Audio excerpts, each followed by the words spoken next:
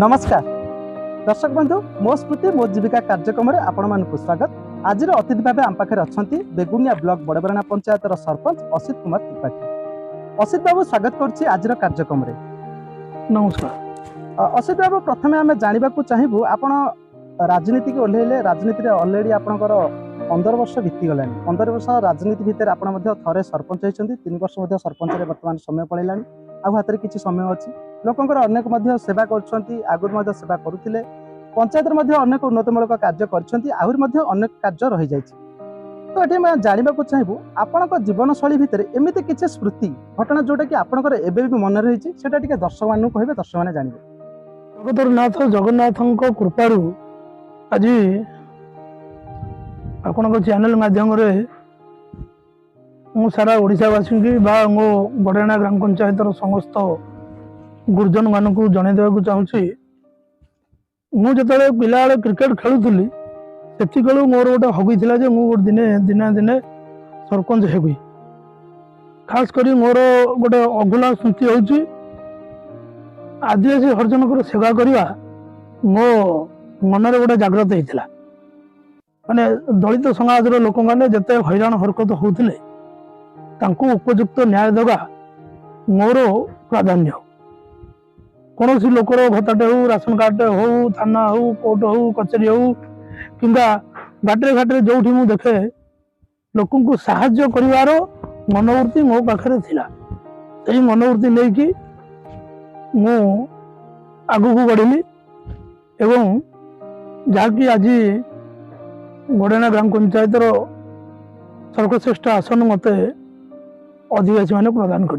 अनेक समय आम देखीचु आप ब्लॉक को जाइछंती विभिन्न गरीब श्रेणी लोक मानक नहीं जाइछंती। पूर्व आप सरपंच जो नथिले से समय लोक सेवा करते आम नजर रही बहुत समय विभिन्न भत्ता पाऊन विभिन्न घर योजना हो कि जेकोसी योजना पाऊन दौड़ी दौड़ी जो कहते पादर चपल सरी जाइए आप सहयोग हाथ बढ़े निज हाथ खर्च कर निज गाड़ी में नहीं आप ब्लॉक विडीओ सहित जोगाजोग करने सहित कलेक्टर को जोगाजोग करती जो निजर कार्य पाइपर से पर्यंत आप चेष्टा करती। से समय आपण जहाँ लोकंर स्नेह श्रद्धा आपण प्रति थिला जहाँ आपण जिते सरपंच नथिले से समय आप सेवा करते बर्तमान सरपंच अच्छा सेवा करेंगे आउ कुछ एमती किसी अनुभूति अच्छी जोटा कि आउ टे जाना तो जीवन शैली अनेक अनुभूति अच्छी आउ एमती गोटे अनुभूति जोटा कि आप जीवन में भूली पारे से कहे दर्शक मान गोटे स्मृति कहूँ मोर नवम दशम जो पाठ पढ़ुली कंटागड़ हाई स्कूल से मोर गोटे क्रिकेट प्रति गोटे रुचि रही जाता। खेलू मु जात क्रिकेट खेल कहले मु खाया पीवा भूली जाइए। मो नना पकेटू मु पैसा चोरी कर नहीं क्रिकेट खेली जेहेतु आम ब्राह्मण घर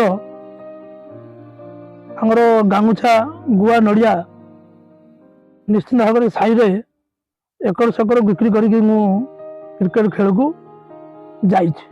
विशेषकर से क्रिकेट खेल में भविष्य में मुझे दिने गोविंदपुर गाँव कैप्टेन हेली। से दिन मोर गोटे अदम्य उद्यम अच्छी मु दिने दिने यही बड़ाणा ग्राम पंचायत निश्चिंत भाव में गोटे बड़ पदवी नेगुगली से दिन भावी कालक्रमे प्रभु जलेश्वर देव बड़ाणा आराध्य देवता एवं गोविंदपुर बालुंगेश्वर देव एवं कुलुआपाटणार स्वप्नेश्वर देव तांकरी आशीर्वाद मत आज गोटे बड़ चौकटे मिली भावुची सदुपयोग कर प्राय मोर 4 वर्ष पड़े आ वर्ष खंडे अच्छी ये वर्ष भीतर किसी आपको ब्रेक करने चाहिए आप खेलाड़ी खेल मन देते तो भल खेलुले मुझे जानी आप भल खेलुले आम अंचल ना रखी गोटे भल खेला हिसाब से आप अलराउंडर थे जो बोलिंग भल करते बैटिंग भल करते फिल्डिंग भल करते तो आप निश्चित आगक गोटे भल खेला हो पारि था अंचल ना रखी पाते। तो खेलाड़ी एवं राजनीति बात अलग अलग रही तो राजनीति की कहीं इच्छा कले राजनीति मोर आसवर मुख्य उद्देश्य मान्यवर विधायक बेगुनिया गोलगड़ प्रदीप साहू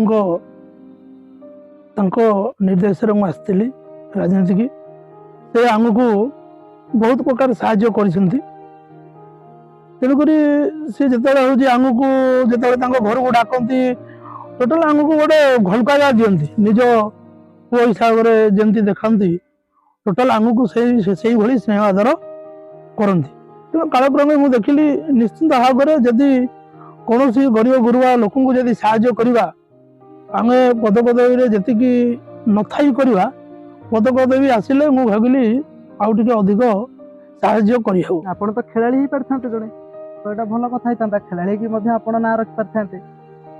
ଖେଳାଳି ଏଇଥିପାଇଁ ହେଉଛି ହେଇପାରିଲେନି କାହିଁକି ନା ଆମର ସେତେବେଳେ ଟିକେ ଆର୍ଥିକ ସଙ୍କଟ ଥିଲା, ଆମେ ଆର୍ଥିକ ସଙ୍କଟ ଦେଇ ଗତି କରୁଥିଲୁ।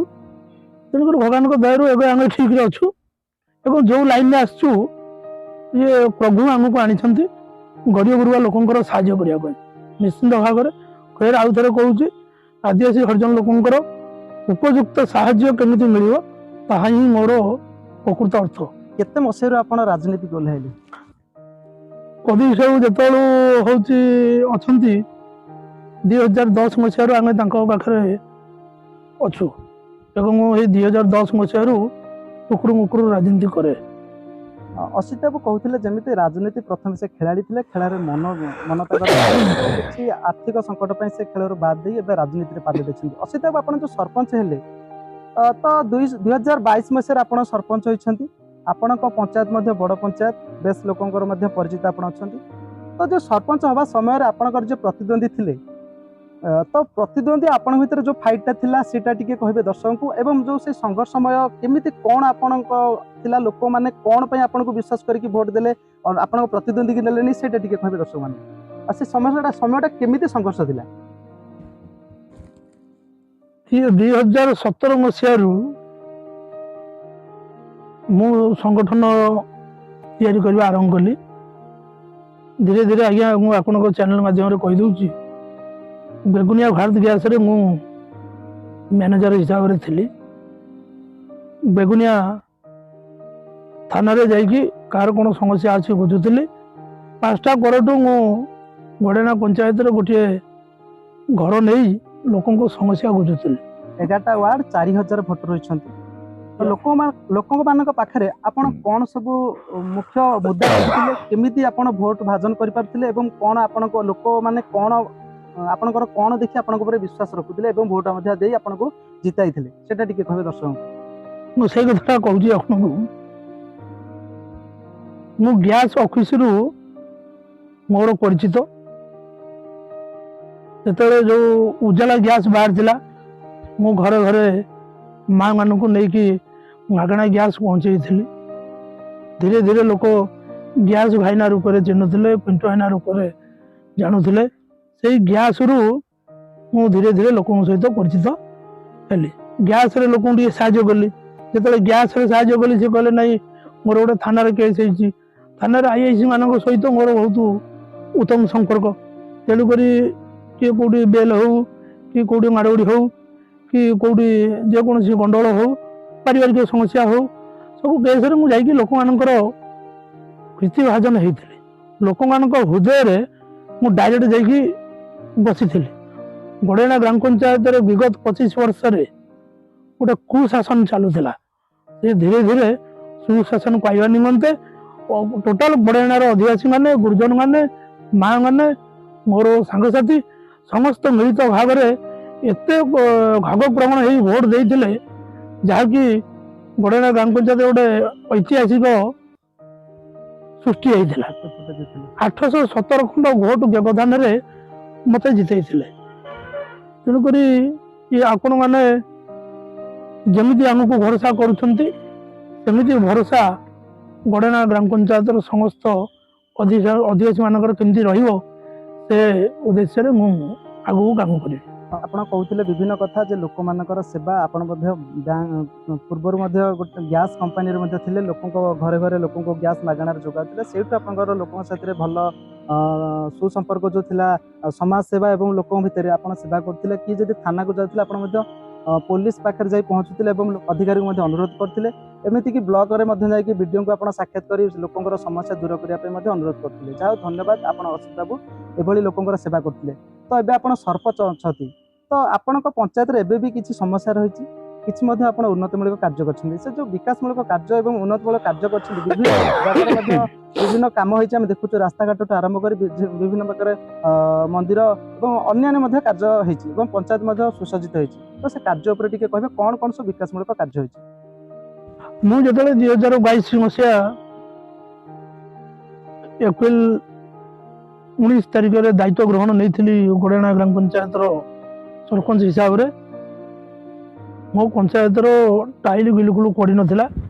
କାଳକ୍ରମେ ଆମେ ଆସିକି ତାକୁ ଟାଇଲ ପକେଇଛୁ। ପଞ୍ଚାୟତର ଗୋଟିଏ ପୋଖରୀ ଉନ୍ନତିକରଣ ଖୋଲା ହେଇଛି। ଗୋବିନ୍ଦପୁରରେ ଗୋଟିଏ ପୋଖରୀ ବିଗତ 70-80 ବର୍ଷ ହେଲା ଯେଉଁଟା ପୁନରୁଦ୍ଧାର ହେଇନଥିଲା ତାକୁ ଆମେ ପୁନରୁଦ୍ଧାର କରିଛୁ। ତେଣୁ ଆଉ ଗୋଟିଏ କଥା ମୁଁ ଆପଣ ଚ୍ୟାନେଲ ମାଧ୍ୟମରେ କହୁଛି, ଆମେ ଯେତେବେଳେ ଦାୟିତ୍ୱ ନେଲୁ, ଖୋର୍ଦ୍ଧାର ପୂର୍ବତନ ବିଧାୟକ ରାଜେନ୍ଦ୍ର ସାହୁ ସେତେବେଳେ ହେଉଛି ବିଧାୟକ ଥିଲେ, ଆମେ ତାଙ୍କ ବିରୁଦ୍ଧରେ ଥିଲୁ। 2.5 ବର୍ଷ ଆମର ହେଉଛି ବିତିଗଲା। 2.5 ବର୍ଷ ଭିତରେ ଆମର ଯିଏ ପ୍ରତିନିଧି ଥିଲେ କୈଳାସ ଚନ୍ଦ୍ର ମହାପାତ୍ର ମୋ ବିରୁଦ୍ଧରେ ଠିଆ ହେଇଥିଲେ, ସେ ରାଜେନ୍ଦ୍ର କୁମାର ସାହୁ ତାଙ୍କୁ ସପୋର୍ଟ କରିଥିଲେ। ତେଣୁକରି ଯେହେତୁ ଆମେ ତାଙ୍କ ବିରୁଦ୍ଧରେ ଥିଲୁ, 2.5 ବର୍ଷ ନୀରବ ଦ୍ରଷ୍ଟା ଥିଲୁ ଏବଂ ଆମେ କିଛି କାମ କରିପାରିନଥିଲୁ। ତାପରେ ଇଲେକ୍ସନ ପଳେଇ ଆସିଲା ହେଉଛି ଆମର MLA ଇଲେକ୍ସନ, ସେଥିରେ ବି ହେଉଛି ଆମର ମୋଦି ବାବୁ ଠିଆ ହେଲେ, ସେଥିରେ ବି ମୋର ହେଉଛି ବର୍ଷେ ଖଣ୍ଡେ ଅତିବାହିତ ଗଲା। ସେ କାଳ ଭିତରେ 2.5 ବର୍ଷ ଇଏ ବର୍ଷେ 3.5 ବର୍ଷ ଆମର ସରପଞ୍ଚ ପିରିୟଡ଼ଟି ସରିଯାଇଛି। ଲୋକ ଯେଉଁ କହୁଛନ୍ତି ଯେ 5 ବର୍ଷ ଭିତରେ କୌଣସି କାମ ହେଉଛି ନ ହେଉଛି, ଆମର 5 ବର୍ଷ ଆମେ ହେଉଛି କାର୍ଯ୍ୟକ୍ରମ କରିନୁ। 5 ବର୍ଷ କାଗଜ କଲମରେ ଆମେ ଜିତିଛୁ, କିନ୍ତୁ ଏଠି ଯେଉଁ 2.5 ବର୍ଷ ଏବଂ ଇଏ ବର୍ଷେ 3.5 ବର୍ଷ ଆମର ଅତିକ୍ରାନ୍ତ କରିଯାଇଛି। ମୋ ପାଖରେ ଆଉ ଯେଉଁ 6 ମାସରୁ ବର୍ଷେ ଭିତରେ ମୁଁ ପାଖାପାଖି 390 ଲୋକଙ୍କର ଭତ୍ତା କରିଛି, 77ଟା ରାସନ କାର୍ଡ କରିଛି, ଆଉ ଲୋକଙ୍କର NFSରେ ହେଉଛି 44ଟା ଲୋକଙ୍କୁ ପରିବାର ମଙ୍ଗଳ ଯୋଜନାରେ ଯୋଡ଼ିଛି, 171ଟା ରାସନ କାର୍ଡରେ ନୂଆ ନାଁ ପଞ୍ଜୀକୃତ କରିଛି। ତେଣୁକରି ଯେଉଁ ସମସ୍ୟା ଗୁଡ଼ିକର ଲୋକଙ୍କର ସମସ୍ୟା ଅଛି, ଲୋକଙ୍କ ସାଙ୍ଗରେ ହୃତକୃତ ଜଡ଼ିତ ଭାବରେ ମୁଁ ଅଛି। ଖାସ କରି 9 ନମ୍ବର ୱାର୍ଡ ହଉ କିମ୍ବା 11 ନମ୍ବର ୱାର୍ଡ ହଉ, ସେ ଆଦିବାସୀ ହରିଜନଙ୍କ ସାଙ୍ଗରେ ମୁଁ ମଲା ପର୍ଯ୍ୟନ୍ତ ରହିବି। ଏବେ ବି ଅସିତ ବାବୁ, ଏବେ ବି ଆପଣଙ୍କ ପଞ୍ଚାୟତରେ ମଧ୍ୟ ଅନେକ ମଧ୍ୟ ସମସ୍ୟା ରହିଛି। ଜଣେ ଅସହାୟ ବ୍ୟକ୍ତି ମଧ୍ୟ ଏବେ ବି ତାଙ୍କର ଘର ପାଇନାହାନ୍ତି, ଅସହାୟ ଅଛନ୍ତି। ଏମିତିକି ଗାଁରେ ମଧ୍ୟ ପାନୀୟ ଜଳର ସଂକଟ ରହିଛି। 6 ମାସ ଭିତରେ କ'ଣ ଲାଗୁଛି ଆପଣ ଦୂର କରିପାରିବେ ସେ ସବୁ? ଆଜ୍ଞା ଶୁଣନ୍ତୁ, ବିଗତ ଦିନରେ ମେଘା ଜଳ ପ୍ରକଳ୍ପ ଯେତେବେଳେ ହେଉଛି କୌଣସି ପଞ୍ଚାୟତରେ ଲାଗୁ ହେଇନି, ମୁଁ କଲେକ୍ଟର ସହିତ ଆମ୍ନା ସାମ୍ନି ବସିକି ମୋ ପଞ୍ଚାୟତରେ ଆମେ ଦେଇଛୁ ମେଘା ଜଳ ପ୍ରକଳ୍ପ। ଆପଣ ଯାଇକି କେତେବେଳେ ହେଉଛି ବୁଲିବେ, ମୋ ପଞ୍ଚାୟତରେ ପାଣିର ସମସ୍ୟା 80% ଦୂର ହେଇଯାଇଛି। ଆଉ ଯେଉଁ 20% ଅଛି, ମୁଁ ଭାବୁଛି ଏଇ 6 ମାସ ଭିତରେ ପୁରା ଟୋଟାଲ ହେଇଯିବ। ଆଉ ଯେଉଁ ଡେଭଲପମେଣ୍ଟ ୱାର୍କ କହୁଛନ୍ତି, ବର୍ତ୍ତମାନ ଆଦିବାସୀ ମଶାଣିର ଚାଲିଛି, ସବର୍ଣ୍ଣ ସାଇଙ୍କର ହେଉଛି ମଶାଣି କଚେରୀ ଚାଲିଛି, ଗୋବିନ୍ଦପୁରରେ ଗୋଟେ ମଶାଣି ଚାଲିଛି, କୋଲୁଆରେ ନିଶ୍ଚିତ ଭାବରେ ଏଇ 4-5 ଦିନ ଭିତରେ ମଶାଣି ତିଆରି କରାଯିବ। ଦେଖିଲେ ଆପଣଙ୍କର ଗୋଟେ ଭିଡ଼ିଓଟେ ଭାଇରାଲ ହେଉଛି, ଯୋଉଟା କି ବୋଲଗଡ଼ ବ୍ଲକରେ ଆପଣ ବିଡ଼ିଓଙ୍କ ବିରୋଧରେ ଧାରଣା ଦେଇଥିଲେ। ଆପଣ ଗୋଟେ ଭିଡ଼ିଓ ସୋସିଆଲ ମିଡ଼ିଆରେ ଭାଇରାଲ ହେଇଥିଲା, ବହୁତ ଭିଉଅର୍ସ ମଧ୍ୟ ହେଇଥିଲେ, ବହୁତ ମଧ୍ୟ କମେଣ୍ଟ ସେଥିରେ ଆସିଥିଲା। ତ ସେ ଯେଉଁ ଭିଡ଼ିଓଟା ହେଇଥିଲା, କ'ଣ ଏମିତି ଆପଣଙ୍କ ମନରେ ଗୋଟେ ଜାଗ୍ରତ ହେଲା ଯୋଉଟା ଆପଣ ଯାଇକି ବେଗୁନିଆ ଛାଡ଼ି ବୋଲଗଡ଼ରେ ସେଠାର ସମସ୍ୟା ଉପରେ ଆପଣ ବିଡ଼ିଓଙ୍କ ବିରୋଧରେ ଉତ୍ତୋଳନ କରିଥିଲେ ଏବଂ ଲୋକଙ୍କ ସାଥିରେ ଛିଡ଼ା ହେଇଥିଲେ? ସେ ଯେଉଁ ସମସ୍ୟାଟା କ'ଣ ଟିକେ କହିବେ? ଆଜ୍ଞା ଶୁଣନ୍ତୁ, ଆମ ଦଳର ଯିଏ ସଭାପତି ଅଛନ୍ତି, ତାଙ୍କର ରାତି 11ଟାରେ ନିର୍ଦ୍ଦେଶ ଆସିଲା, କାଲି 11ଟାରେ ବୋଲଗଡ଼ ବ୍ଲକ ଅଫିସରେ ସମସ୍ତେ ଯାଇକି ପହଞ୍ଚିବ। ତେଣୁକରି ଆମେ ଆପଣଙ୍କୁ ପ୍ରଥମରୁ କହିଛୁ, ଆମେ ଟଙ୍କା ପ୍ୟାରା ଲୋକ ନୁହଁ କି ପଇସା ପ୍ୟାରା ଲୋକ ନୁହଁ, କି ଆମକୁ ମୋହ ମାୟା ଦେଖେଇକି କିଏ ହେଉଛି ଭୁଲେଇକି ନେଇଯିବ, ସେଭଳିଆ ସରପଞ୍ଚକୁ ଆମେ ନୁହଁ। ମୋର କହିବାର କଥା ମୁଁ ଆପଣଙ୍କୁ ଏଠି ସ୍ପଷ୍ଟ ଭାବରେ କହୁଛି, ପ୍ରଦୀପ ସାହୁ ଯେ ପର୍ଯ୍ୟନ୍ତ ଅଛନ୍ତି, ପିଣ୍ଟୁଆନାଙ୍କର ସରପଞ୍ଚ ପଦ ରହୁ କି ନ ରହୁ, ଆମେ ପ୍ରଦୀପ ସାହୁଙ୍କ ସାଙ୍ଗରେ ଅଛୁ। ପ୍ରଦୀପ ସାହୁଙ୍କର ଯେତେବେଳେ ହେଉଛି ନିର୍ଦ୍ଦେଶ ଆସିଲା ଯେ ହେଉଛି ଆମେ ବୋଲଗଡ଼ ବ୍ଲକରେ ଗୋଟେ ଶାନ୍ତିପୂର୍ଣ୍ଣ ଧାରଣା ଦିଆଯିବ, ଆମେ ତାଙ୍କ ନିର୍ଦ୍ଦେଶରେ ଯାଇଥିଲୁ। ଆମର ବିଜେଡି ପାର୍ଟି ଅଫିସ ଯୋଉ ଯାହା ନିର୍ଦ୍ଦେଶ ଦବ ଆମେ ସେଇ ଅନୁସାରେ ଏଠି କରିବୁ। ତେଣୁ ଶାନ୍ତିପୂର୍ଣ୍ଣ ଧାରଣା ଦବା ଭିତରେ ଆମର ଗୋଲଗୋଡ଼ ମ୍ୟାଡାମ ସେଇ ଗୋଟେ ଯିବା ଆସିବା 10-12 ଥର କଲେ, ଯାହା ଫଳରେ ଲୋକ ଉତ୍ତେଜନା ହେଇକି ଅନେକ ଲୋକ ବସିଥିଲେ କିନ୍ତୁ ଆପଣ ହଠାତ୍ ଏତେ ଉତ୍ତେଜନା ହେଇ ମାନେ ଗୋଟେ ଲୋକଙ୍କ ଭିଡିଓଙ୍କ ବିରୁଦ୍ଧରେ କହିଲେ ଲୋକମାନଙ୍କୁ, ଯୋଉଟା କି ଭାଇରାଲ ହେଲା। ଶୁଣନ୍ତୁ, ଆମେ ହଉଛି ବେଗୁନିଆ ପଞ୍ଚାୟତ ସମିତି ଆଉ ଗୋଲଗୋଡ଼ ପଞ୍ଚାୟତ ସମିତି ଯୋଉ 40 ଗୋଟି ପଞ୍ଚାୟତ ସମିତି ଅଛି ତାଙ୍କର ସବୁ ସରପଞ୍ଚଙ୍କର ଆମେ ସଭାପତି ଅଛୁ। ତେଣୁକରି ଆମକୁ ଯୋଉଠି ନିର୍ଦ୍ଦେଶ ଆସିବ, ଆମର ସରପଞ୍ଚ ସଂଘ ଅଛନ୍ତି, ତେଣୁକରି ସଂଘ ନିର୍ଦ୍ଦେଶ ଯାହା ଦବ ଆମେ ସେୟା କରିବୁ। ତ ଶେଷ ପ୍ରଶ୍ନ ଆପଣଙ୍କୁ ଜାଣିବାକୁ ଚାହିଁବି, ଆପଣ ସରପଞ୍ଚ ହେଇଛନ୍ତି ତ ଆଗକୁ ମଧ୍ୟ ଲୋକମାନଙ୍କର ସେବା କରୁଛନ୍ତି, ତ ଆପଣଙ୍କ ରାଜନୀତି ଏତିକିରେ ସରିବ ନା ଆଗକୁ ଆପଣ ସରପଞ୍ଚ ହେବାର ଇଚ୍ଛା ଅଛି? ସମସ୍ତଙ୍କର ଗୋଟେ ଥାଏ ହଉଛି କେମିତି ଦ୍ୱିତୀୟ ଥର ସରପଞ୍ଚ ହବା ପାଇଁ। ନିଶ୍ଚିନ୍ତ ଭାବରେ ମୋର ପଞ୍ଚାୟତରେ ନିଶ୍ଚିତ ସରପଞ୍ଚ ହବାର ଆଶା ଅଛି। ଯଦି ହଉଛି ଫେର ଯଦି ଜେନେରାଲ କୋଟା ଆସେ ନିଶ୍ଚିନ୍ତ ଭାବରେ ନମିନେସନ ହବ, ଏଥିରେ ସନ୍ଦେହ ନାହିଁ। ଯେମିତି ଆପଣ ଶୁଣିଥିଲେ ଅସିତ ବାବୁଙ୍କର ବିଭିନ୍ନ କଥା, ସେ କ'ଣ ମଧ୍ୟ ସମସ୍ୟା ଥିଲା ତାକୁ ମଧ୍ୟ ପୂରଣ କରିଛନ୍ତି ଏବଂ ତାଙ୍କର ଟୋଟାଲ ରାଜନୀତି କ୍ୟାରିୟର ଉପରେ କହୁଥିଲେ, ତାଙ୍କର ଜୀବନ ଶୈଳୀ ଉପରେ କହୁଥିଲେ ଏବଂ ସେ ଅଲଗା ଆଗକୁ ମଧ୍ୟ ଲୋକଙ୍କର ସେବା କରିପାରିବେ, ସେ ରାଜନୀତିରେ ଥାଆନ୍ତୁ, ନିଶ୍ଚିନ୍ତ ରୂପେ ସେବା କରିବେ ବୋଲି ମଧ୍ୟ ଲୋକମାନଙ୍କୁ କହୁଛନ୍ତି। ତ ଏଭଳି କାର୍ଯ୍ୟକ୍ରମ ଆପଣ ଦେଖିବାକୁ ଆମ ଚ୍ୟାନେଲକୁ ମଧ୍ୟ ସବସ୍କ୍ରାଇବ କରନ୍ତୁ। ପୁଣି ଏକ ଏପିସୋଡରେ ଦେଖାବା, ସେ ପର୍ଯ୍ୟନ୍ତ ରହୁଛି, ନମସ୍କାର। ନମସ୍କାର।